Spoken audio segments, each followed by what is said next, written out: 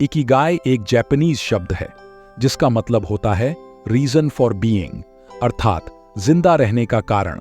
Okinawa में एक औरत एक्सीडेंट की वजह से कोमा में चली जाती है, जिसके बाद स्वर्ग में उसे उसके पूर्वज नजर आते हैं जो उससे सवाल करते हैं कि तुम कौन हो देवी।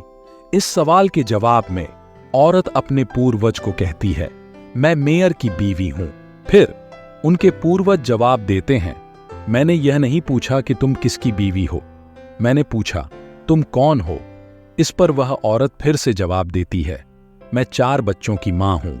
औरत के पूर्वज फिर उसे जवाब देते हैं, मैंने यह नहीं पूछा कि तुम किसकी मां हो, मैंने यह पूछा कि तुम कौन हो। इस तरह से औरत एक अलग अलग जवाब देती रहती है और उसके हर जवाब पर इसके पूर्वज सेम सवाल उससे पूछते रहते हैं। कई सारे जवाब देने के बाद औरत कहती है, मैं वो हूं जो सुबह उठकर अपने बच्चों को रेडी करती हूं, उन्हें स्कूल भेजती हूं और साथ ही उसके बाद में स्कूल में बच्चों को पढ़ाने के लिए जाती हूं और घर पर सबका ख्याल रखती हूं। इस जवाब को औरत के पूर्वज स्वीकार कर लेते हैं, जिसके बाद औरत की आंख खुल जाती है और वह कोमा से बाहर आ जाती है। यह कहानी जापान के ओकिनावा गांव की है। इस गांव में लोग अपना पर्पस या उद्देश्य ढूंढने के बाद ही अपनी जिंदगी शुरू करते हैं। इस गांव की सबसे बड़ी खासियत है कि यहां पर 100 से भी ज्यादा उम्र वाले लोग रहते हैं। इस गांव में रहने वाले लोग बहुत ही ज्यादा खुश और फुलफिल लाइफ जीते हैं, और ऐसा इसलिए है क्योंकि इस जगह के लोगों को इनकी इकिगाई पता होती है। जापानी लोग एक ही इकिगाई पर बहुत ही ज्यादा विश्वास करते हैं। उनका मानना है कि हर इंसान की इकिगाई होती है, लेकिन इसे ढूंढना उतना आसान नहीं होता जितना हम सोचते हैं। अपनी इकिगाई को ढूंढने के बाद वो अपनी जिंदगी में ऐसे जी पाते हैं जैसा वह चाहते हैं। लेकिन अब सवाल ये आता है कि आखिर इकिगाई क्या है और हम अपना इकिगाई कैसे ढूंढ सकते हैं? इस सवाल का जवाब हम आपको इकिगाई किताब से ही बताएंगे। तो चलिए इस बुक समरी की शुरुआत करते हैं और देखते हैं कि आखिर जापानियों का खुश रहने का क्या सीक्रेट है और कैसे वो इतने लंबे समय तक जीते हैं। इकिगाई क्या है ये जानने से पहले आपको 4 सवालों का जवाब देना होगा, और जब आप इन सवालों का जवाब देंगे तभी आप अपने इकिगाई को ढूंढ पाएंगे। पहला सवाल, व्हाट यू लव, मतलब आपको क्या करना पसंद है। अपने इकिगाई को ढूंढने के लिए सबसे पहले आपको यह जानना होगा कि आपको क्या करना पसंद है। इसमें आपको ऐसा काम बताना है जिसे करने में आपको अच्छा लगता है, आप खुश होते हैं, खुद को ताज़ा और फ्रेश महसूस करते हैं। इस सवाल का जवाब कुछ भी हो सकता है, जैसे डांसिंग, पेंटिंग, ड्राइंग, सिंगिंग। आपको जानना होगा कि आप किस काम को हमेशा करना चाहते हैं, और जब आप यह जान लेंगे तो आपको अगले सवाल का जवाब देना है। दूसरा सवाल, what you are good at, मतलब आप किस काम को करने में अच्छे हैं। ऐसा होता है कि हमें बहुत सारी चीज अच्छी लगती है, लेकिन हम सभी चीजों को अच्छे से नहीं कर पाते हैं।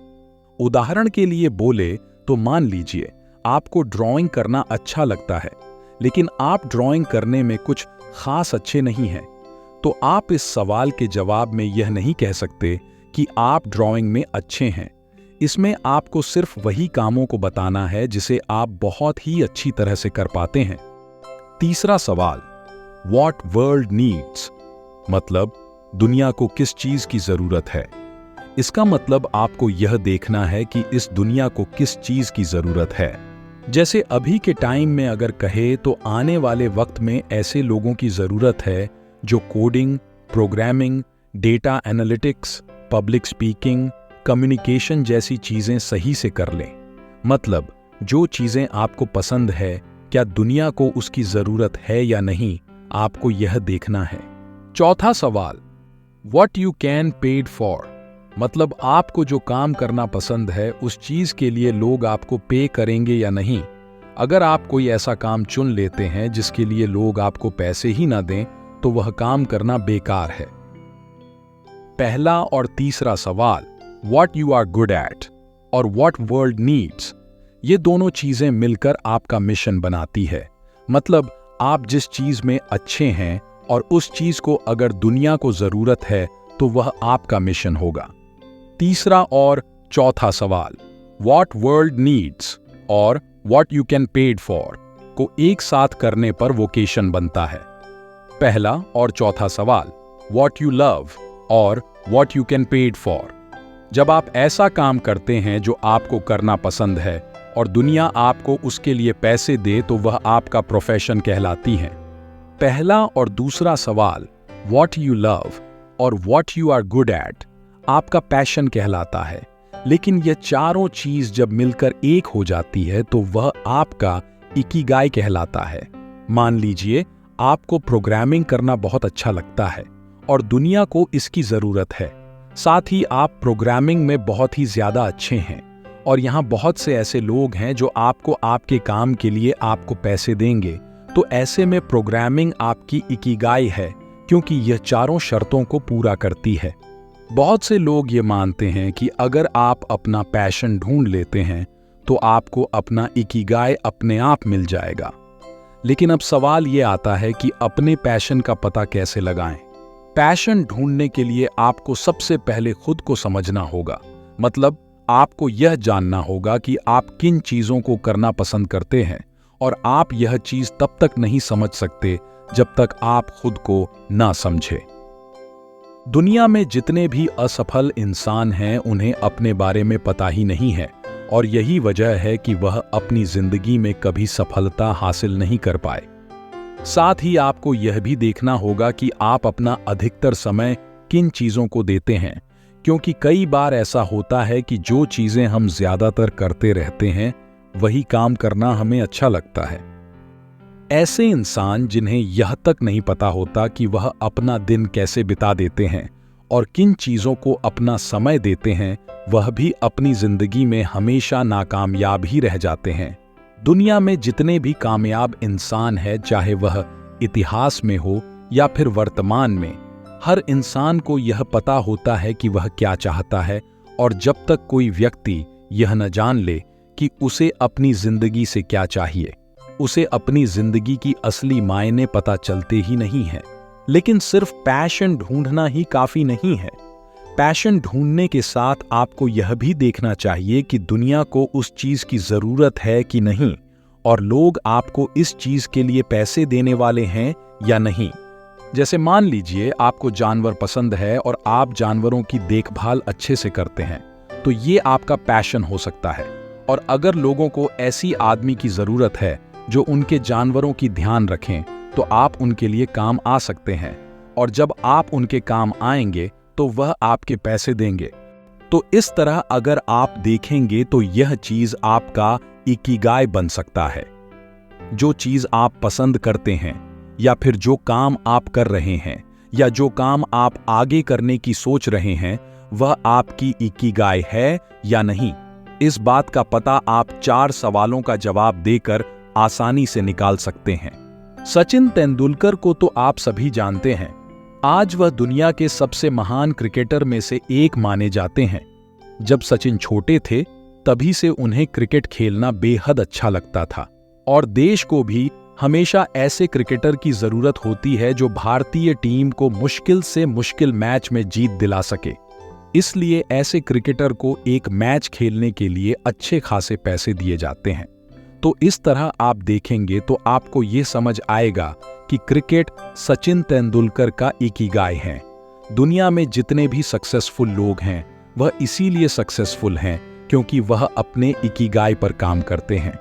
ऑथर अपने बुक में यह भी बताते हैं कि इकिगाई ढूंढना इसलिए भी जरूरी होता है क्योंकि जब आप उस काम को करते हैं जो आपको करना अच्छा लगता है, तब आप आसानी से फ्लो स्टेट में पहुंच जाते हैं और फ्लो स्टेट में पहुंचने के बाद ही कोई आदमी अपना बेस्ट काम प्रोड्यूस कर पाता है। सक्सेसफुल लोग, जीनियस और आर्टिस्ट इस तरह के फ्लो स्टेट को बहुत ही ज्यादा इंपॉर्टेंट मानते हैं क्योंकि उन्हें पता है कि आज तक दुनिया में जितनी भी अच्छी चीज बनी है वह इसी स्टेट में जाने के बाद बनी है।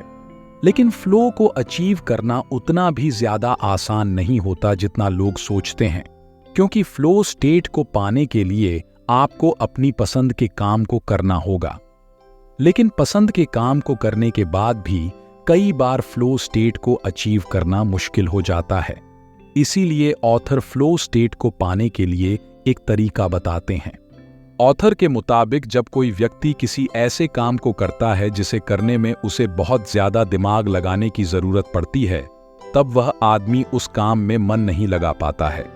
ठीक ऐसे ही जब कोई आदमी किसी ऐसे काम को करता है जो उसके लिए बहुत ही ज्यादा आसान है, तो भी उस आदमी का मन उस काम को करने में नहीं लगता है। ऐसे में कोई भी इंसान फ्लो स्टेट तब हासिल कर सकता है जब ऐसा कोई काम कर रहा हो जो उसके लिए बहुत आसान ना हो और उसे वह काम करना आता हो।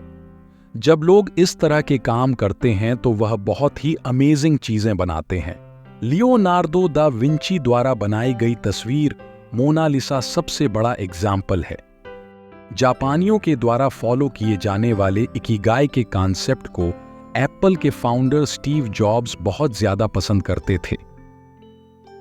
जब वह जापान आए थे तब उन्होंने सोनी कंपनी में विजिट किया, जहां उन्हें सोनी कंपनी का काम करने का तरीका बहुत ही ज्यादा अच्छा लगा। और फिर वापस आने के बाद स्टीव जॉब्स ने अपनी कंपनी में सोनी कंपनी के काम करने की कुछ टेक्निक्स को इस्तेमाल किया, जो उनके लिए बहुत ही ज्यादा फायदेमंद साबित हुआ।